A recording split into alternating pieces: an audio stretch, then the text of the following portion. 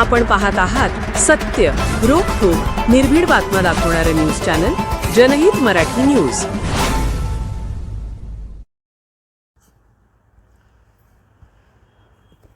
विलास कुले हत्या प्रकरणातील आरोपींना अटक होत नाही। 10 दिवस झाले आमरण उपोषण करूनही आम्हाला न्याय मिळत नाही म्हणून केले विष प्राशन।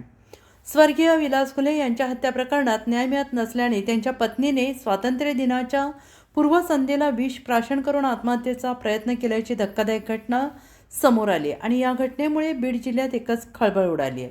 विलास कुले यांच्या हत्या प्रकरणातील आरोपींवर कठोर कारवाई करून कुटुंबाला न्याय मिळावा अशी मागणी त्यांच्या कुटुंबियांकडून सातत्याने केली जाते आहे।